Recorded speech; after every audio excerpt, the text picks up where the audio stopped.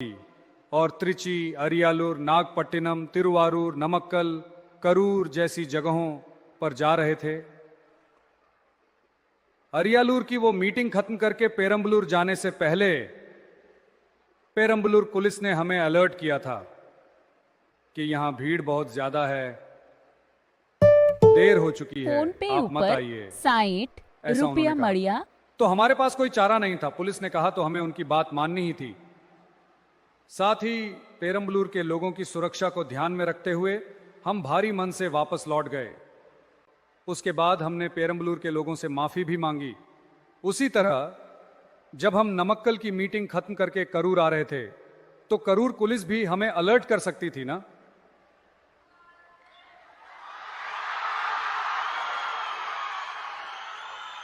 कि नहीं सर, यहां उम्मीद से ज्यादा भीड़ है, हम कंट्रोल नहीं कर पा रहे हैं, आप मत आइए। और पुलिस चाहे तो वो मीटिंग कैंसिल कर सकती है अगर उन्हें लगे कि कुछ गड़बड़ है या कुछ गलत होने की आशंका है। उनके पास मीटिंग कैंसिल करने का पूरा अधिकार है, हमसे पूछने की कोई जरूरत नहीं थी।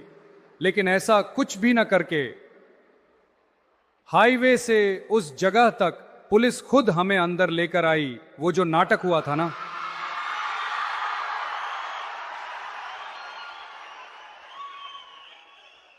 मैंने भरोसा किया, पूरा भरोसा किया। उस दिन जब करूर पुलिस से बात हुई तो मैंने उन्हें थैंक्स भी कहा था। मुझे नहीं पता था कि ऐसा कोई नाटक चल रहा है। इस सब का जिम्मेदार कौन है? ये सब किसके कहने पर किया गया?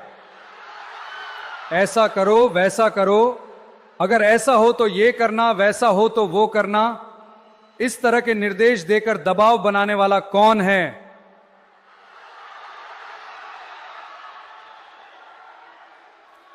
उस हादसे में हमने किन किन लोगों को खोया है जानते हैं आप? टीवी पर जब भी मेरी कोई फिल्म या गाना आता था तो अम्मा, विजय मामा कहकर अपनी मां से हंसते हुए बात करने वाले, टीवी स्क्रीन को छूकर चूमने वाले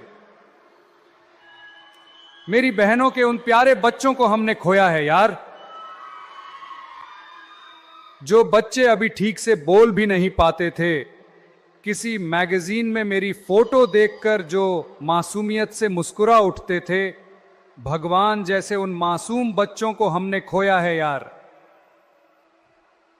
मेरी बहनें, भाई और पूरे परिवार को खोकर जो दर्द मैं झेल रहा हूं, उस पर आप मेरा मजाक उड़ा रहे हैं, सारा दोष मुझ पर मढ़ रहे हैं।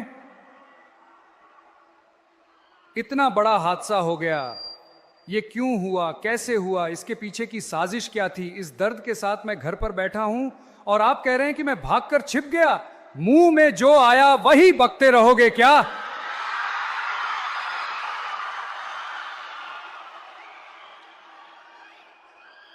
लोगों, मैं आप ही से पूछता हूं, उस दिन वहां इतनी भीड़ थी, क्या उस भीड़ के हिसाब से पुलिस ने सुरक्षा दी थी? एक पुलिस अधिकारी इंटरव्यू में कह रहे हैं कि यह जगह हमने खुद चुनी थी। इसका क्या मतलब है? इतना दर्द, इतने जख्म देने के बाद भी सारा दोष हम पर डालकर आप इसमें अपना राजनीतिक फायदा ढूंढ रहे हैं और बिना किसी शर्म के विधानसभा में स्टॉलिन सर सारा दोष हम पर मढ़कर राजनीति कर रहे हैं। इसका क्या मतलब है?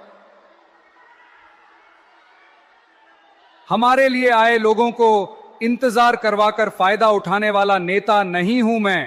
लोगों के लिए राजनीति में आया है ये विजय। जिस जनता ने मुझे सब कुछ दिया, उनके लिए सब कुछ छोड़कर सिर्फ और सिर्फ लोगों के लिए राजनीति में आया है ये विजय। उनका कर्ज चुकाने के लिए ही राजनीति में आया है ये विजय। आप लोग तो इस विजय को अच्छी तरह जानते ही हैं, लेकिन हम सभी को इतने दर्द और जख्म देने वालों को आपने इस 2026 के चुनाव में करारा जवाब दे दिया है। लेकिन सिर्फ इतना ही काफी नहीं है लोगों, सिर्फ इतना ही काफी नहीं है। वो कभी दोबारा सिर न उठा सकें, ऐसा हमेशा के लिए एक सबक आपको उन्हें सिखाते रहना होगा।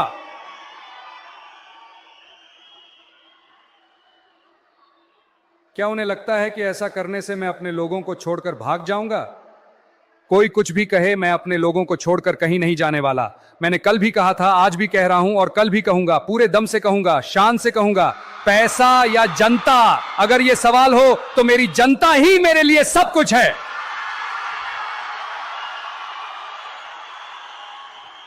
लोगों, आपके सामने मेरे लिए पैसा वैसा कोई मायने रखता है क्या? हम पर इतने आरोप लगाते हैं ये लोग, क्या ये लोग मेरी तरह खुलेआम बोल सकते हैं? क्या उनमें वो दम है क्या? बिल्कुल नहीं है।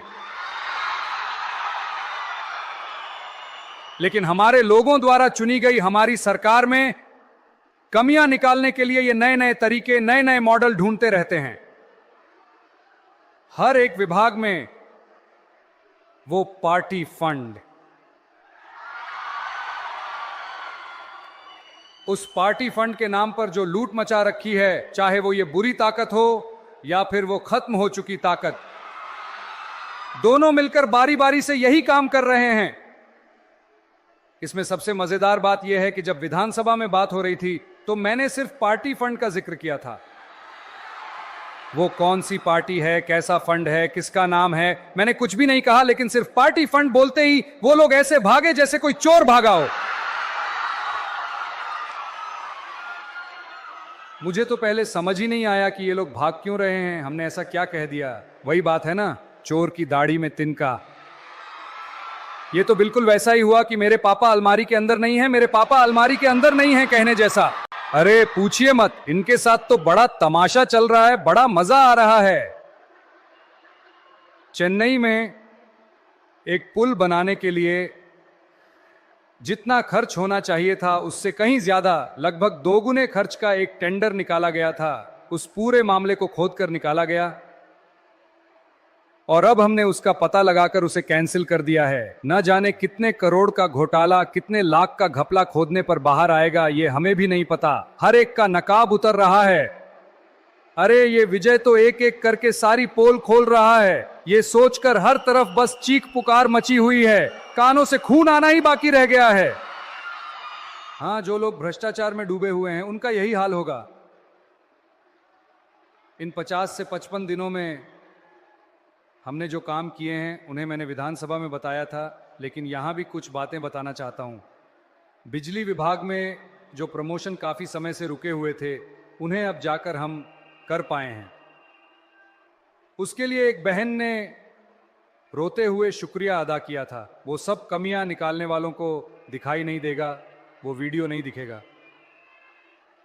और जो लोग कहते थे कि रिश्वतखोरी खत्म नहीं हो सकती, भ्रष्टाचार खत्म नहीं हो सकती, ये तो खून में बसा हुआ है, वो जरा सरकारी दफ्तरों में जाकर देखें। 1 पैसे की रिश्वत नहीं, 1 पैसे का भ्रष्ट, लोग चैन की सांस ले रहे हैं। उन्हें देखकर हमें जो खुशी मिलती है वो अलग ही है। इससे ज्यादा और क्या चाहिए? क्यों ये सब नहीं हो सकता क्या? अगर दिल में चाहो तो सब हो सकता है। अब हो रहा है ना। उसी तरह इस L&T कंपनी के साथ 18,600 करोड़ रुपए के 3 प्रोजेक्ट्स के लिए समझौते पर दस्तखत किए गए हैं। इससे लगभग 8,200 लोगों को रोजगार मिलेगा और मैं उन 3 जिलों के लोगों के लिए ही इतने रोजगार की बात कर रहा हूं। कुरुवई की खेती के लिए 134 करोड़ रुपए के विशेष पैकेज की घोषणा की गई है। हमारे किसानों के लिए मैं आज भी कहता हूं, मेरे किसान भाइयों, आपके साथ ये सरकार हमेशा खड़ी रहेगी।